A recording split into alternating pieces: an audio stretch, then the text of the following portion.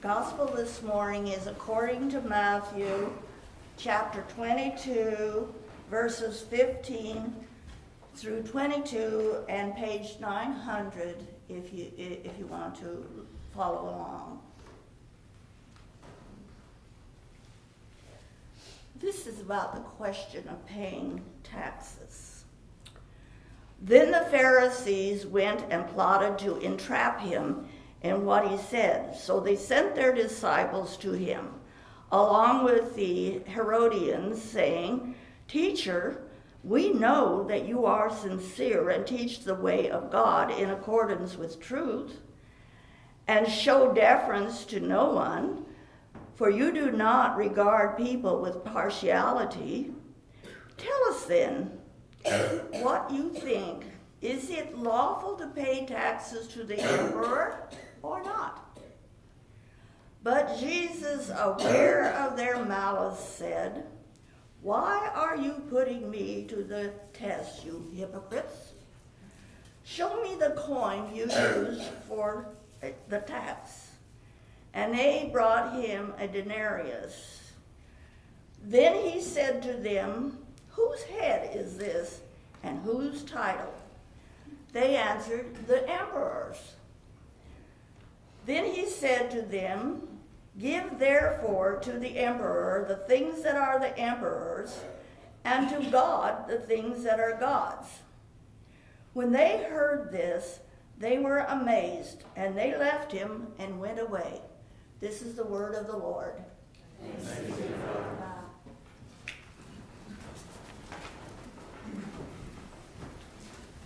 Thank you. Thank you, Joe and Horace, for those sharing wonderful music and wonderful witness. We are celebrating today All Saints Sunday. Saints are those who had shared the love of God all through their lives. We remember our loved ones today. They have gone before us after having dedicated their lives to the work of God. And because of their faith and their actions, we as a church has been able to survive and also thrive in making disciples of Jesus Christ and making transformations of this world, of the community where we live in. Well, during our Holy Communion later, we are going to remember our loved ones who have gone before us by lifting up their names and lighting candles. I have written down 3 names on our bulletin. However, if you want to lift up your loved ones who died since last All Saints Sunday last year, please lift their names up so that we can remember them too. Saints are the people of faith who belong to God. Through faith, we all belong to God, the dead and the living, all together. Today we see Jesus having an intense conversation once again with the Pharisees. It started with a twisted motivation of the Pharisees. They plotted to entrap Jesus and asked, "Tell us then what you think. Is it lawful to pay taxes to the emperors or not?" Well, it was a trap. If Jesus had answered it is lawful, they would accuse him of going along with the oppressive Roman government. If he said otherwise, they would accuse him of breaking the law, and they could find some evidence to convict him of a serious crime. But Jesus, as always, surprised them by showing them this coin, denarius, that was used to pay the tax So you can see the denarius here on the cover of our bulletin. Denarius has two images of emperor, the top or the other side. The emperor Augustus and Tiberius in Jesus' time. So Jesus said to them, "Give to the emperor the things that are emperor's, and to God the things that are God's." We all heard this story. When they heard this, they were all amazed and could not find any fault in his answer. They failed to entrap Jesus, so they left. They went away. There were no more questions.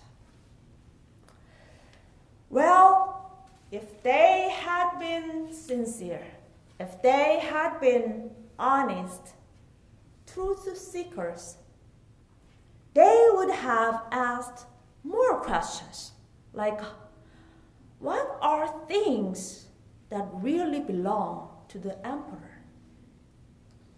And also, what are the things that really belong to God? They didn't ask. It is not always obvious. It is not obvious to distinguish those two. Well, there was a gathering of Catholic priests and the reverend and rabbi gathered together and discussed their income. And the priest says, "I draw a circle on the ground and take the offering and throw it up in the air. And any money that falls outside the circle is for the Lord. And the money that falls inside the circle is for me." That was how he found out what belongs to God, what belongs to me. And the reverend says, "I do things almost the same, except the money that falls outside the circle is my salary, and the money that falls inside the circle is for the Lord." Maybe he threw it up in the air in a different way, I guess. But the rabbi says, "I do things quite differently. I take the offering, throw it up in the air, and pray. Lord, take whatever you need, and feel free to send back the rest." It solved the problem. No more drawings of the circle. Well, I think they had a hard time to distinguish those two things. What belongs to God? What belongs to them? And when we count our tithing, many people are wondering, should I include this thing or that thing? Or just, forget about it and just, whatever I make the rule to make it simple. We struggle. The denarius that had images of the emperors seemed to belong to the emperor, right? But does it really belong to the emperor?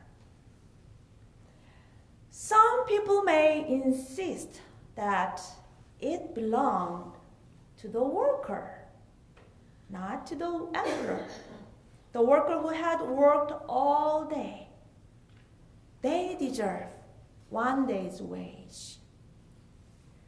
It belonged to them. So these people would have probably not agreed that it belonged to the emperor. They would then have fought for the right of the workers.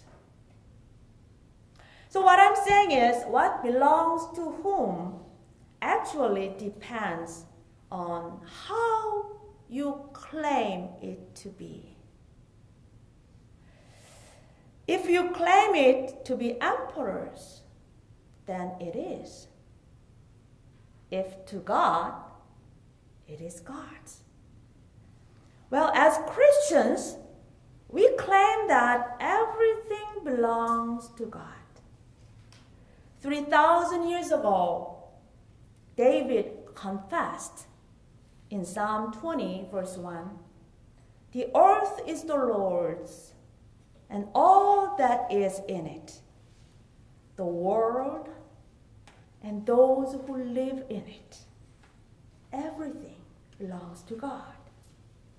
We share the same confession with David. Well, when David confessed that, he acknowledged that even the life of his enemy, the King Saul, who had been trying to kill him out of jealousy for many years, even his life had belonged to God. Having acknowledged that, David would have not touched his enemy's life with his own hands. David's confession made the King Saul more than his enemy. Likewise, when we confess that everything in the world, everyone in the world, belongs to God, they become more than what they are through our confession. In Jesus' time, there was a poor widow who gave 2 copper coins to the offering box at the temple. And Jesus saw her and praised her and said, "Truly I tell you, this poor widow has put in more than all those who are contributing to the treasury. For all of them have contributed out of their abundance. But she, out of her poverty, has put in everything she had, all she had to live on." That's why Jesus praised her. The poor widow's 2 coins were hers. They belonged to her with all the rightful reasons. But when she confessed that they belonged to God, at that moment, those 2 coins became more than just 2 coins. You see, they became not only God's, but also a great witness to the love of God, who not only embraced the widow as God's child, but also received her small offering with the greatest joy. Those 2 coins became one of the greatest witnesses to who God is. No matter how small we are, no matter how small our offerings are, when they are given with our confession of faith and our love, they become something greater than what they are. And their impact lives forever. You remember the 5 loaves of bread and 2 fish. They had become more than a boy's lunch when they were given to Jesus. They became a gigantic power source that had empowered and moved countless believers' hearts to share what belonged to them with the others. The small boy's lunch became amazing God's tool to inspire people to feed the hungry, to support the weak, and to give light to the hopeless. 7 years ago, my sister-in-law, my husband's younger sister, was diagnosed with breast cancer. And she had gone through surgery and chemotherapy for 2 years. And then been cancer-free for 5 years now. During all those years, her husband had come across with a great aha moment in his spiritual journey. He confessed that before the diagnosis, he thought that his wife belonged to him. She was just simply his wife. But after the diagnosis, his perspective was changed. When he realized that he could have lost his wife soon, he got into a great shock for a long time. You know, we all know life is life, and things happen anytime to anybody. But still, when you hear the kind of terrible news, no one is prepared. So he got this long period of shock. And after that, he realized two things. First, he realized that his wife really had not belonged to him. She was not his. She was God's. And the second thing he realized that it was not he who found her as his wife, but it was God who sent her to him as a gift. So his perspective on his relationship with his wife began to change from me-oriented to God-oriented, from possessive to appreciative, and from taking advantage to taking responsibility. And this realization had opened a brand new horizon for him in looking at his wife. To him, she looks now much more than his wife. He realized that his wife could be and could do so much more in God's hands than he has ever realized. For the last 7 years, they both reoriented their lives' goal and direction, and they became together so much more missional and sharing in spending their time and money and all other resources.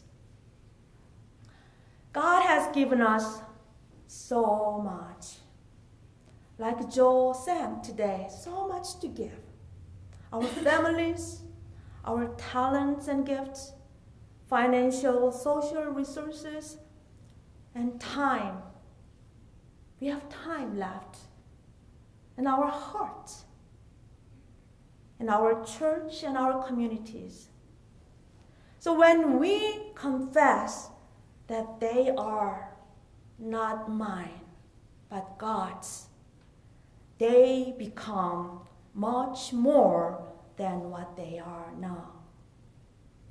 So let us give cheerfully and generously, and wait and witness to what God will do with them for the whole world. Let us pray. Let us give thanks for all the things that God has given us, and confess that they are not ours, but God's, as we prepare ourselves to receive the Holy Communion.